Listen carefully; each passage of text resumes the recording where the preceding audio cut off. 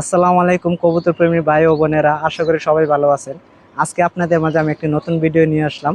এই ভিডিওটির মাধ্যমে আপনারা জানতে পারবেন যে কবুতরের গায়ে ওকন এবং পোকামাকড় হলে কিভাবে তা দূর করবেন এবং কি ওষুধ প্রয়োগ করলে সহজেই তার প্রতিকার পাবেন। তো চলেন ভিডিওটি শুরু করি। ভিডিওটি শুরু করার আগে যারা আমার চ্যানেলে সাবস্ক্রাইব করে নেন, অবশ্যই চ্যানেলটি সাবস্ক্রাইব করে রাখবেন এবং নতুন নতুন ভিডিও পেতে হলে বেল বাটনটি অন করে দিবেন। কবুতরের গায়ে পোকা হওয়ার কয়েকটি কারণ রয়েছে, এই কারণগুলো এখন আপনাদেরকে জানাবো। কবুতরের গায়ে পোকা হওয়ার সবচেয়ে অন্যতম কারণ হলো কবুতরকে সঠিক সময়ে গোসল না করানো। গোসল না করানোর কারণে কি হয় জানেন, ওদের শরীরে ময়লা জমে যায় এবং এতে করে কবুতরের গায়ে পোকামাকড় বাসা বাঁধে। দ্বিতীয় যে কারণটি হলো কবুতরের ঘর এবং কবুতর যে জায়গায় থাকে সেই জায়গাটা অপরিষ্কার রাখা এবং তাদের মল সঠিক সময়ে পরিষ্কার না করা। আমরা যদি কবুতরের ঘর সঠিক সময়ে পরিষ্কার না করি, সেখানে পোকামাকড়, মাছি এবং উকুন বাসা বাঁধে। সেখান থেকে কবুতরের গায়ে এসব চলে যায় এবং তাদের পাখা ঠিক মতনে থাকে না, তাদের শরীর চুলকায়। কবুতরের গায়ে কি কারণে পোকামাকড় হয় সেটা তো আপনারা জানেন।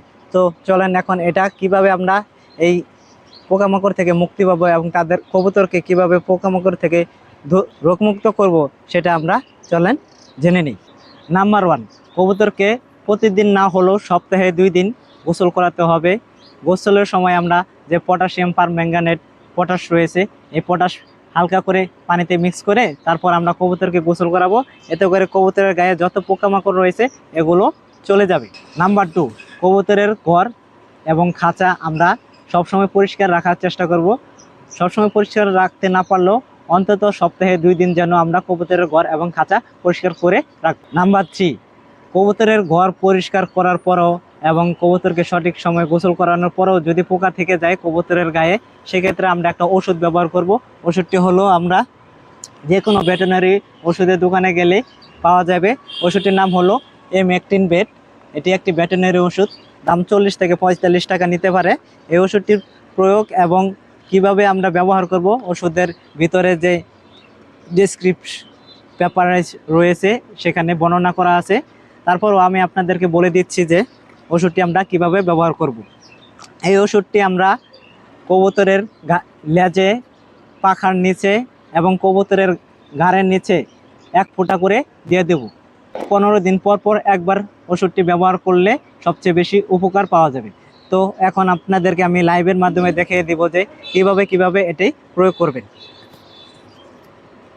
এই দেখেন ভিউয়ার্স, আমরা ওষুধটির মুখাটা খুলব। খোলার পরে এই যে কবুতরের পাখার নিচে 1 ফোঁটা করে এমন করে দিয়ে দিব। এখানে এই পাখার নিচে 1 ফোঁটা করে দিয়ে দিব। কবুতরের এই যে গাড় আছে না, গাড়ের পশমের নিচে 1 ফোঁটা করে দিয়ে দিব এবং লেজের নিচে 1 ফোঁটা করে দিয়ে দেব।